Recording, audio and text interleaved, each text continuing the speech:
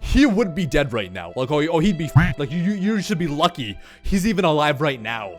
And I swear to God, as he said that line, and my mom looked at him like, yeah, it's way too loud. Like, he looked at me, and I was looking at him like, oh, fuck. And he just looked at me like, Today, I tell the lovely story of how I almost died as a kid, and how my literal 2 brain cells reacted when it happened. I hope you guys enjoyed the story time. Hit that red juicy sub button and I'll see you. It was a sunny evening, the year 2011. Or 12, I don't remember. We'd all gone to celebrate Christmas Eve at my grandpa's side of the family. And you know me at age 9 being the absolute social butterfly I am. I wandered around for the entire evening and I was kicking rocks. I was trying to find where the other kids were. I was watching what movies where the parents were watching, you know. But the main issue for me was that I had arrived early with my grandpa. My mom and Bubby, they hadn't come yet. And this was a bit of a no-no for me. You see, because my entire childhood I was bullied for having Tourette syndrome. I was emotionally harassed by my dad a lot of the time. So I was like this emotional leech of my mom. I needed her wherever I went. I was so emotionally unstable. It is actually hysterical. So me being emotionally distraught, not having my emotional anchor to hold me down, I overheard some of the kids that were gonna go play by the old broken down barn. You know, like the old broken barn on every farmhouse. There's like walls are smashed and loose nails are everywhere. The roof is caved. That kind of thing. You know, the kind of safe and contained environment for the parents' kids to have fun in. Of course, none of the parents had any fucking clue we were doing this. We were just the cool 9-year-olds, you know, having fun, breaking the rules. You know how it goes. So later that evening, we all got dressed up in those onesie snowsuits that every 7-year-old has. You know those snowsuits that you get at Walmart that are like a onesie without the boots? That look so abominably bad on kids. Parents should face literal jail time for buying it for their kids. We put on those, and we basically just kind of snuck out while the parents were all drinking, eating cheese, and you know how it fucking goes. So we snuck out the back door, like there's like 4 of us, 5 of us. We had all gone down to the barn, and I remember my cousin Scotty, my little cousin from like a year age difference. He had the ingenious idea, after playing in the barn for a little bit, we're running around in the mud, playing like literal fucking pigs. He had the ingenious idea to climb up on top of the 15 minimum height foot barn, like the roof of the barn. There was black ice with like a slant going downward. He had the ingenious idea to climb up on the high part of it, grab a rope. Everybody holds one kid as they slide down to their imminent death to catch them one at a time. It was an absolutely revolutionary idea, and I loved it. So after a while of watching all these kids kind of like no balls, no brain, no penis, they all just kind of like one at a time jumped down and had just prayed to shadow Jesus that the other kid caught them. I remember that after a while of watching these kids do it, I in my head I'm like, you fucking sissy, you do it now. You fucking pussy, you do it. So when my 2 brain cells were bumping into each other, you know, kind of having like a fun little duet here, they must have like misfired at one point, because I for some reason I forgot to tell my little cousin Scotty to hold on to the big yellow rope as I jumped down that ice head first. I had the ingenious idea that I was just gonna head dive down the black ice roof of like 20 feet of I had the ingenious idea of doing that, and my 2 brain cells must have forgotten to signal, hey Scotty, you know, hey, I'm right here, hold on to the rope real tight. I didn't do that. So I just fucking head dove down that motherfucker, and I remember looking back as I was sliding down to my imminent death, and I'm like, oh shit, yeah, okay, I fucked up. And as our young hero of the brave Twilight Night began to slide down to Fury's hell, he looked back and he knew. He fucked up.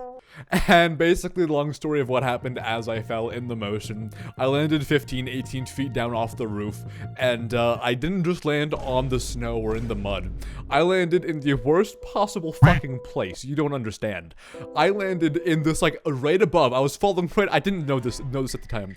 I was landing right above this tree stump that had been sawed off by like Saw himself, and it was carved in a literal spear, like a stake spear, to the point where it looks like it was purposefully made just to murder me right then and there. It was like so deliberately placed by God himself. And I remember as I fell and I hit my rib cage, like I still feel it sometimes. I hit that motherfucker and I just collapsed into its entirety, and then I somehow got out of it, and I laid on the ground.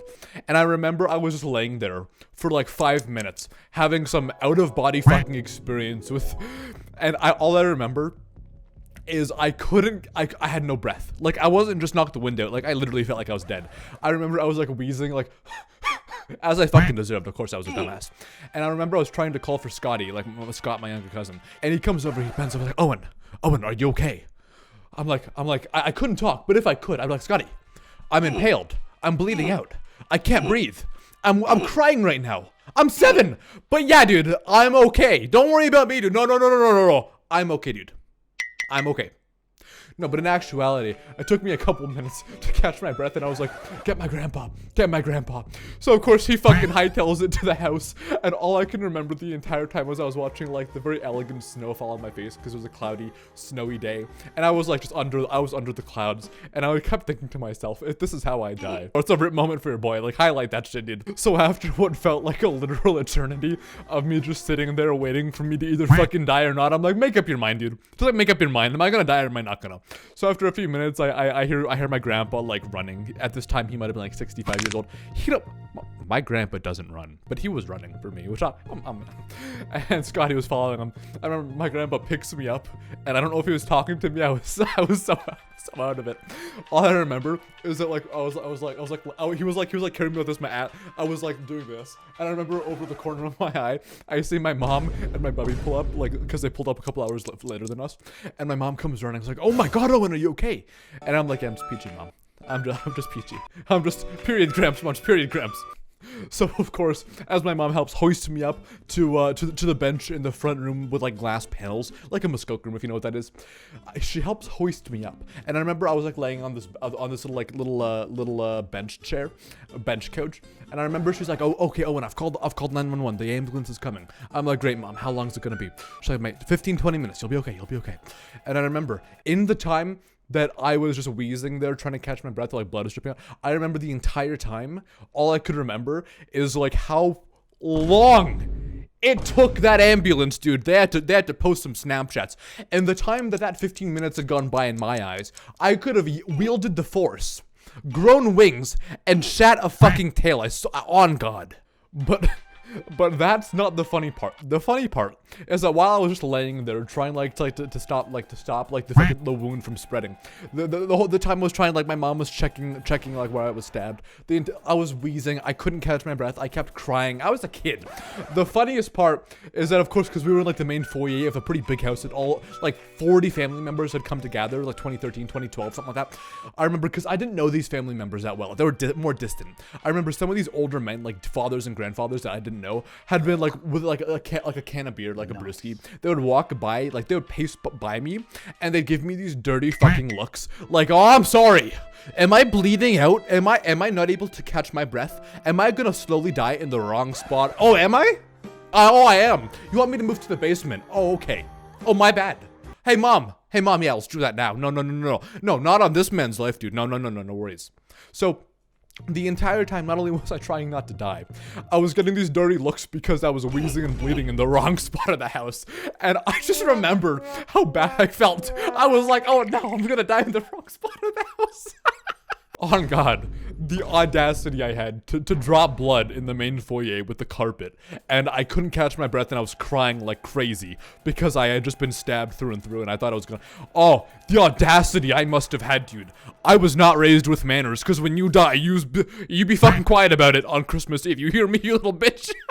So as I had gotten to the hospital, I was laid down in this, like, you know, this ER bed, this private room, actually. I remember my mom and my doc at the time had, like, a not so quiet convo of, like, Doc, is he fucked or is he not? Like, am I gonna have a son tomorrow? Like, of course they wanted to have this conversation so secretly, because my mom didn't, you know, she didn't want me to hear that, but of course I heard it, and I just looked at her like, oh God, and she looked at me like, oh God, he heard, and it was just one of the lines from the doctor. I'm sure he meant to, like, mumble it, like, under his breath, but he said it like he was performing an Elton John concert to thousands. He yelled at the top, he's like, ma'am, had your son been stabbed just below his really abnormally large rib cage, like, he would be dead right now. Like, oh, he'd be fucked. Like, you should be lucky he's even alive right now.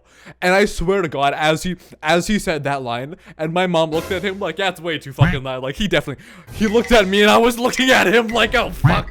And he just looked at me like He looked at me in the most innocent way ever, like, oh, I'm so sorry.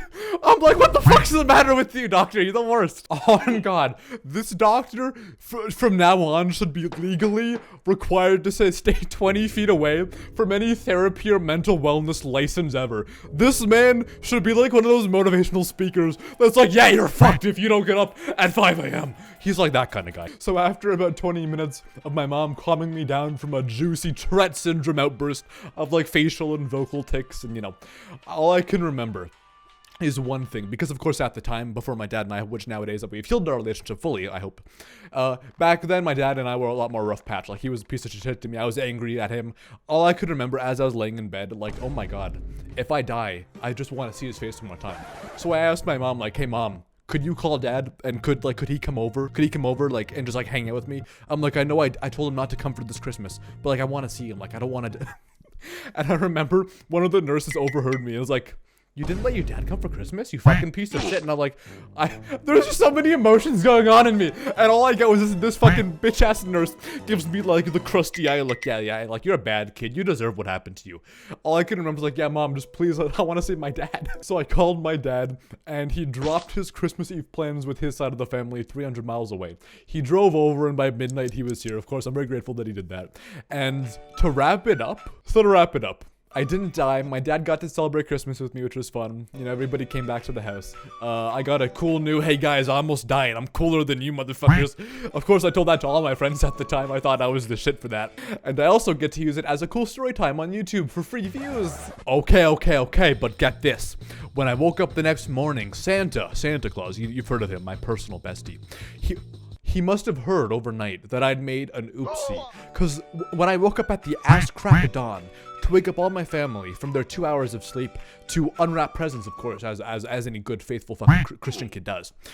You know what I see in the first present I open? A little box that says, from Santa, don't fuck up again, buddy. And it's just 50 brain cells to accompany my current 2 brain cells. So something like this doesn't happen again. But that's a story for another time.